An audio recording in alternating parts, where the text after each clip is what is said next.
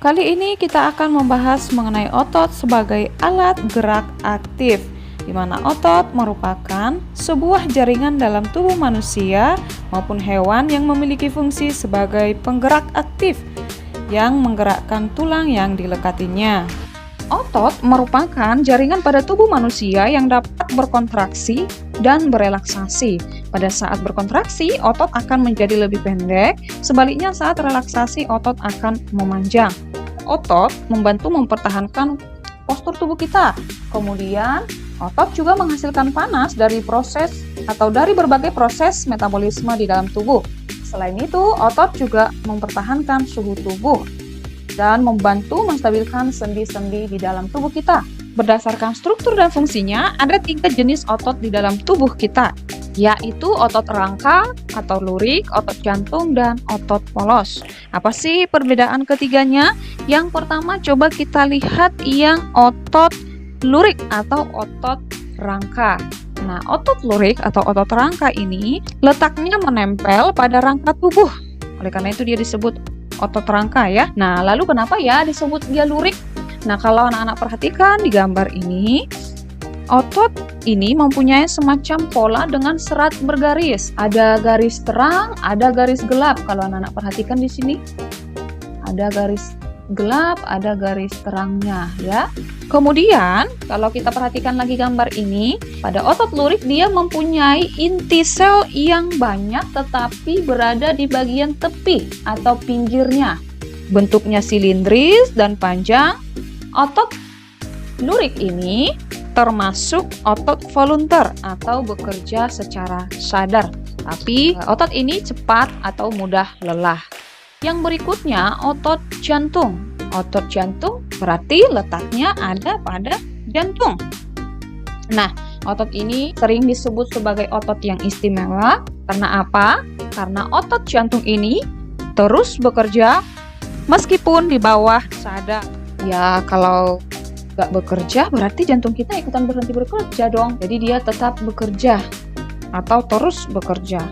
Kemudian kalau kita lihat gambarnya di sini, otot jantung memiliki bentuk yang memanjang, kemudian silindris hampir mirip dengan otot lurik, tapi otot jantung itu bercabang ya.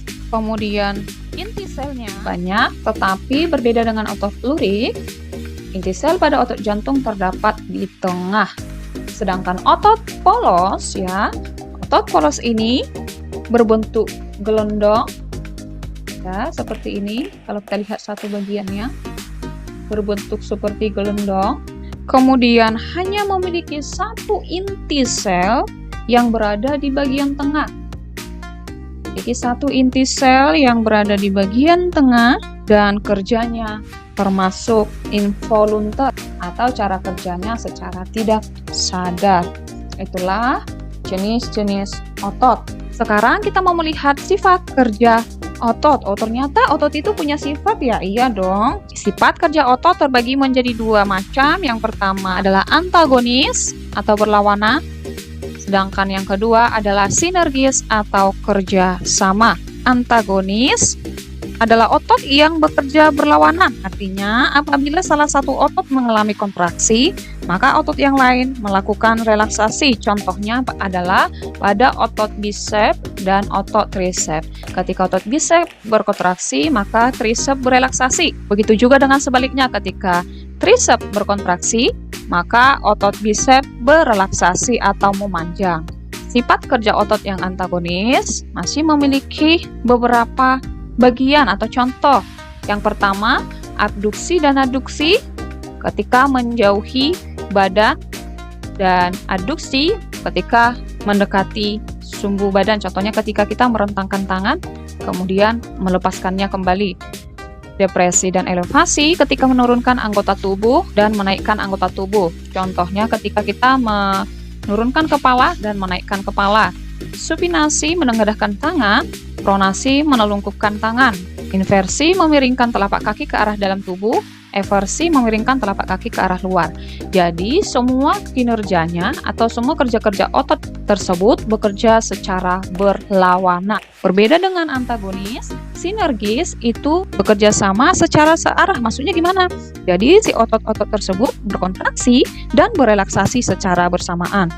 Saat satu otot berkontraksi, maka otot lainnya juga ikut berkontraksi. Atau saat satu otot relaksasi, maka otot lainnya juga ikut relaksasi. Jadi keduanya bekerja sama dan searah. Oke, sampai di sini dulu pembelajaran kita pada video kali ini. Semoga bermanfaat dan sampai jumpa.